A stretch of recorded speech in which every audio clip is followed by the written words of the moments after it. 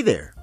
In 2025, US President Donald Trump imposed new tariffs on almost every country, especially on China. As of April, tariffs on some Chinese products have shot up to over 200%. But that's not all. Trump also accused China of manipulating its currency to make the yuan weaker and dodge those tariffs. You might wonder, why would anyone want their money to get weaker? Don't all countries want a strong currency? What China is doing might sound strange at first, but it's actually a strategic move called currency devaluation, or is it manipulation? So what is currency devaluation or manipulation? Why would a country want a weaker currency? How do they do it? Is it fair? Is it cheating? Is a weaker currency really bad? And yes, we'll even talk about the famous Plaza Accord, where the US did it too. In this video, we will talk about everything you need to know about currency devaluation and manipulation. Section 1. What is currency devaluation and manipulation? Currency devaluation is when the government lowers the value of a country's currency on purpose. This is different from currency depreciation. Depreciation is when a currency weakens naturally. Like when a country's economy is not good, foreign investors lose confidence and sell that currency in response. So depreciation happens naturally due to market response, while devaluation is a choice made by the government on purpose. Then there's currency manipulation. Simply put, currency manipulation is when a government actively controls or influences the value of its currency. But not every time a country adjusts its currency is considered manipulation. Many countries, especially countries that export a lot, manage their exchange rates as part of normal economic policy. It only becomes controversial when countries are not transparent, or they push their currency down unnaturally for too long, making their exports unfairly cheap, at least according to others. That is when they might get labeled a currency manipulator. But it's more a political term, as there's no clear definition of currency manipulation. Now, you might be thinking, why would any country want a weaker currency? Isn't a strong currency always better? Well, let's talk about why countries sometimes choose to make their own money weaker. Section 2. Why would a country want a weaker currency? At first, it sounds like one of the dumbest things governments can do, right? Well, in macroeconomics, it can actually be a useful tool. First, cheaper exports for other countries. This is the main reason countries do currency devaluation. For example, let's say $1 equals 7 Chinese yuan. A Chinese factory makes a toy and sells it for 7 yuan. When they export it to the United States, the buyer pays $1 because $1 equals 7 yuan. Now imagine again, but this time the US government adds a 30% tariff on Chinese toys. That means the toy now costs $1.30 in the United States. Suddenly, it's no longer cheap. American customers might start buying toys from another country or from US factories instead. To fight back, China weakens its currency. Now, $1 equals 8 yuan. The same toy still costs 7 yuan, but when it's converted to US dollars, it becomes 88 cents. And after being slapped with 30% tariffs, it still costs $1.15. It makes the Chinese toys cheap again without needing to cut costs or sacrifice profit. Of course, a country doesn't devalue its currency like from 7 yuan to 8 yuan in one move that fast. They do it slowly, quietly, and carefully. And yeah, they're definitely not going to make any announcement if they want to devalue. Now, you might wonder, if the change is so small, why even bother? Well, because a country's exports can be worth billions of dollars. Even a small devaluation can make a huge impact. So by weakening its currency, China can cancel out part of the tariff and keep its exports competitive. And that's why Trump and many American exporters have complained that the dollar is too strong. which makes US exports more expensive and less competitive overseas. Second, more expensive imports or invisible tariffs. Wait, how are more expensive imports good? Well, if you watch my tariffs video, I mentioned that countries use tariffs to make imported products from other countries more expensive than local ones. So the local products now look more attractive to buyers because they are the cheaper option. But if your country puts tariffs on another country, that country will retaliate and put reciprocal tariffs. That is what happened in the Trump-China trade war. But by doing currency devaluation, you are doing the similar thing as what tariffs are doing. It's slower and less powerful, but it doesn't break any trade agreements and likely won't trigger retaliation. But yeah, just like tariffs, this can also cause inflation. Third, devaluation can somehow reduce debt's value. Let's say the Wee land government borrowed $1 million Wee dollars from its own people.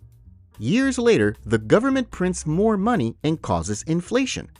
Now, because prices have gone up, the same 1 million can only buy half as much as before. But the government still pays back only 1 million. So in real terms, it's paying back cheaper money, money that's worth less now than when it borrowed it. This is how inflation, which caused by devaluation, helps shrink the real value of debt when the debt is in your own currency. But this only works when the debt is in their own currency. If they borrowed in foreign currency like US dollars, then it's the opposite. A weaker local currency makes the debt even more expensive to repay. Pretty sneaky, right? Speaking of protecting yourself from sneaky moves, there's something else you should be careful about: your own personal data. Thanks to today's sponsor, Economies. Thousands of data broker websites gather your information, like your name, phone number, home address, and even the things you search online, often without your permission. So sneaky. If you want to get it deleted, you would normally have to email those companies one by one and fill out tons of papers, repeating the same things over and over again. That is where Economies comes in. You just need to set it up once, and Economies will contact those companies for you, requesting them to delete your personal data from those creepy databases. They will even keep following up until your data is wiped out and confirmed, all done automatically. So easy. And the best part? You can try it risk-free for 30 days. And don't forget to use my code EXPLAINS101 at checkout to get 60% off an annual plan. Just click the link in the description. And yep, there's a full money-back guarantee. Now let's get back to Section 3. So how can countries weaken their currency? Do they just change the numbers on the exchange board? Well, not exactly, but they do have some methods to do that. The first method is cutting interest rates. This is actually done by the central bank, not the government. Yeah, they're different. As you know, when you buy government bonds, it means you are lending your money to the government, and the government will repay your money plus the interest based on the interest rates set by the central bank. For example, when interest rates are high in the US, it means investors can earn bigger returns by buying things like US government bonds or savings. But to invest, they need US dollars. So they buy dollars, which pushes up the demand and strengthens the US dollar. Now, how do you weaken the dollar? Just do the opposite. Cut the interest rates, which means the US government now can pay lower interest on bonds. Investors might lose interest and sell the bonds and US dollars. Less demand for the dollar eventually weakens it. The second method is printing more money. Oh yeah, the classic move. This is also known as quantitative easing, or QE. It's when the central bank prints new money and uses that money to buy government bonds from others, like commercial banks. Commercial banks that receive new money will lend more to businesses and people. This will cause inflation. As you know, inflation will cause the value of the currency to drop. The third method is using foreign reserves. That means the central bank buys or sells its own currency to push the exchange rate where they want it. In my video about why currencies have different values, I mentioned that more demand for the currency will increase the value as people are competing to buy it, while vice versa, less demand will decrease the value. For example, unlike the US where the dollar is allowed to float freely in the market, China doesn't fully let the market decide. The Chinese government sets a daily target exchange rate for the yuan. If not, then China will sell a huge amount of yuan in the foreign exchange market, which is the place where people buy and sell currencies. Or China can just let the yuan fall and do nothing.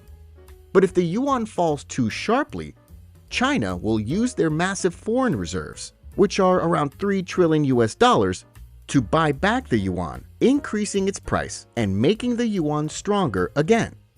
This method is fast, but expensive, especially the strengthening part, as it needs tons of foreign reserves. Now we go to section 4. Is it fair or is it cheating? At this point, you might be thinking, wait, isn't this cheating? Can a country really just tweak its currency and get an advantage in global trade? That is exactly what the US accused China of doing. In 2019, the US Treasury labeled China a currency manipulator after the yuan weakened past 7 yuan per dollar. China denied it, but the US believed China was weakening its currency on purpose to offset tariffs. But there were no punishments anyway, and the US dropped the label in 2020. Actually, most countries manage their currency in some way. For example, back in 1985, the US faced huge trade deficits with other countries, especially Japan, which was the rising economic superpower. So the US pressured Japan, Germany, France, and the UK to meet at the Plaza Hotel in New York and agree to make the dollar weaker on purpose. It was called the Plaza Accord. How did they do that? For example, Japan sold huge amounts of US dollars from their reserves in exchange for their own currency, the Japanese yen. As more dollars flooded the market, the US dollar weakened. As the yen is less in market, but the demand for yen still same, so the yen's value shot up much faster than Japan expected. The strong yen made Japanese exports way more expensive overseas. Japanese businesses' profits fell. So to fight it, Japan cut interest rates and printed more money to give cheap loans to its population. The Japanese saw cheap loans, borrowed heavily, and invested crazily in stocks and real estate, which caused one of the biggest asset bubbles in history. The bubble finally popped in the 1990s and cost Japan's lost decades. Devaluation can help make exports cheaper, but it can also trigger retaliation. For example, after the 2008 financial crisis, many countries struggled to grow their economies. So one by one, their central banks cut interest rates, printed more money, and let their currencies fall to boost exports. This sparked a currency war where everyone raced to weaken their money to stay competitive. The danger is when too many countries do this at once, it can cause global inflation, market panic, and broken trade relationships. So, is it fair? Depends who you ask. The country doing it says it's just protecting its economy. Other countries say it's unfair competition. And if all countries are doing the same, then no one wins. Section 5. Is weaker currency really bad? If a weaker currency helps exports, protects local businesses, and even somehow reduces debt, it sounds kind of smart, right? Well, a weaker currency does come with real consequences too. The first effect is inflation. When your currency weakens, importing things like food, oil, and electronics gets more expensive, and prices across the board start to rise. That is why countries like Turkey, which still depend heavily on imports, suffer badly from inflation when their currency fails. Meanwhile, countries like China, which produce more of their own goods locally, can survive better and even profit from exporting cheaper products. The second effect is eating your salary. If your salary stays the same or grows slowly, While living costs rise faster, people suffer. You are technically earning the same, but in reality, you can afford much less. The third effect is the growing gap between the rich and the poor. When inflation is rising, many people are scared and start to invest more in assets like real estate and others to protect their assets from inflation. As people are competing to invest, asset prices are skyrocketing. Well, this is good if you have those assets, but for people who just rely on salaries, this makes them poorer, especially when the salary isn't even enough for living, let alone to invest. So in the end, the rich get richer and the poor get poorer. Also, countries cannot just keep weakening their currency forever. If inflation spirals too much, it not only hurts prices, but can destroy trust in the currency itself.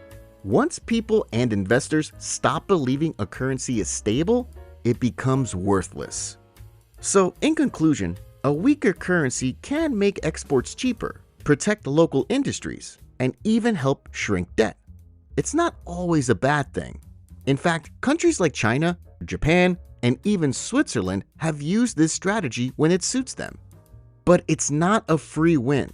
A weaker currency can also raise prices, hurt salaries, widen inequality, and trigger high inflation, especially if your country still depends heavily on imports. So, is it cheating? Is it smart? Or is it just survival in the world economy? The answer is all above. In the end, it's not just about strong or weak currencies. It's about who controls the money and who pays the price. If you want me to make other videos explaining these topics, please like and subscribe. Thanks for watching.